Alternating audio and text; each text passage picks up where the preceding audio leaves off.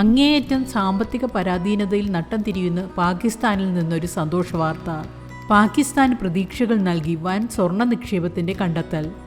പാക് പഞ്ചാബ് സംസ്ഥാനത്തെ അറ്റോക് മേഖലയിലാണ് 32.6 metric ton സ്വർണ്ണശേഖരം കണ്ടെത്തിയിരിക്കുന്നത്. ഏകദേശം 600 ബില്യൺ പാകിസ്ഥാൻ രൂപ വിലമതിക്കുന്നതാണ് ഈ സ്വർണ്ണശേഖരമെന്നാണ് റിപ്പോർട്ടുകൾ അവകാശപ്പെടുന്നത്. അതേസമയം സിന്ധു നദിയുടെ അടിത്തട്ടിലാണ് ഇത്തരമൊരു നിക്ഷേപം കണ്ടെത്തിയെന്നത് ഖനനത്തിന് വലിയ വെല്ലുവിളി സൃഷ്ടിക്കുന്നു. പാകിസ്ഥാനിലെ മുൻ മൈനിംഗ് മിനിസ്റ്റർ ഇബ്രാഹിം ഹസൻ മുറാദ് പറയുന്നത് പാകിസ്ഥാനെ സംബന്ധിച്ച് ഇതൊരു ഗ്രൗണ്ട് ബ്രേക്കിംഗ് ന്യൂസാണെന്നാണ്. കാരണം കഴിഞ്ഞ 10 വർഷമായി തൊഴിൽ രഹിതരുടെ എണ്ണം പാകിസ്ഥാനിൽ കൂടി വരികയാണ്.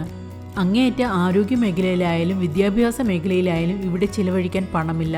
ഇവിടുത്തെ വിദ്യാഭ്യാസം എന്ന് പറയുന്നത് ഏറിയ കൂറും വെറും മദ്രസ പഠനം കൊണ്ട് അവസാനിക്കുന്നതാണ്.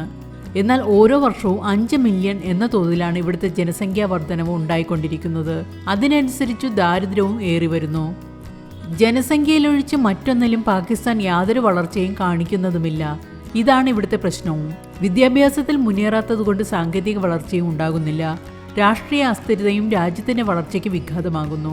അതുകൊണ്ട് ഇവിടെ പ്രശ്നങ്ങൾ ദിനം പ്രതി വർദ്ധിച്ചു വരികയാണ്. ഓരോ വർഷവും 1.5 മില്യൺ ജോലിയാണ് പാകിസ്ഥാൻ ഒരുക്കേണ്ടത്. ഇത് അത്ര പെട്ടെന്ന് സാധ്യവുമല്ല. അത്രയ്ക്ക് ദയനീയമാണ് ഇവിടുത്തെ അവസ്ഥ.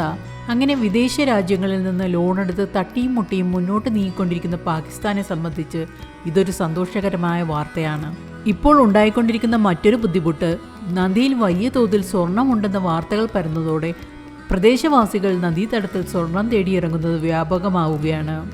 ശൈത്യകാലത്ത് നദിയിൽ ജലനിരപ്പ് കുറഞ്ഞ സമയത്തായിരുന്നു ഇത്തരം ശ്രമങ്ങൾ കൂടുതൽ ശക്തമായത്. ഇതോടെ അനധികൃത ഖനനം തടയാനായി നദീതടങ്ങളിൽ പാക് ഭരണകൂടം നിരോധനാജ്ഞ പുറപ്പെടുവിച്ചിരിക്കുകയാണ്. ഇതോടൊപ്പം തന്നെ മൈൻസ് ആൻഡ് മിനറൽ ഡിപ്പാർട്ട്മെന്റിലെ മുതിർന്ന ഉദ്യോഗസ്ഥർ നദിക്കടിയിലെ സ്വർണം ഖനനം ചെയ്യുന്നതിലെ വെല്ലുവിളികൾ ചൂണ്ടിക്കാട്ടിക്കൊണ്ട് രംഗത്ത് വന്നിട്ടുണ്ട്. സ്വർണം നദിക്കടിയിലായതിനാൽ ഖനനത്തിനായി കൂടുതൽ ചിലവ് വരും. ഈ സാഹചര്യത്തിൽ ഖനനത്തിന് മറ്റ് വിദേശ രാജ്യങ്ങളുടെ സഹായം തേടാനും പാകിസ്ഥാൻ തയ്യാറായേക്കും. തങ്ങളുടെ ബലൂചിസ്ഥാൻ പ്രവിശ്യയിലുള്ള റെക്കോദി ഖനി സൗദി അറേബ്യയ്ക്ക് കൊടുക്കാനുള്ള തീരുമാനത്തിലേക്ക് പാകിസ്ഥാൻ അടുത്തിടെ എത്തിയിരുന്നു. 500 കോടി ടൺ ചെമ്പും 41.5 ദശലക്ഷം ഔൺസ് സ്വർണവും ഇവിടെ ഉണ്ടെന്നാണ് വിലയിരുത്തപ്പെടുന്നത്. അതായത് 40 വർഷം കുഴിച്ചെടുക്കാനുള്ള ചെമ്പും സ്വർണവുമുള്ള ഖനിയാണ് പാകിസ്ഥാൻ സൗദി അറേബ്യയ്ക്ക് വിട്ടുകൊടുക്കാൻ തീരുമാനിച്ചത്. സമാനമായ രീതിയിൽ സിന്ധു നദിയിലെ സ്വർണ്ണ ഖനനവും പാകിസ്ഥാൻ സൗദി അറേബ്യയെ ഏൽപ്പിക്കുമോ എന്ന് ഉറ്റുനോക്കുകയാണ് ജനം.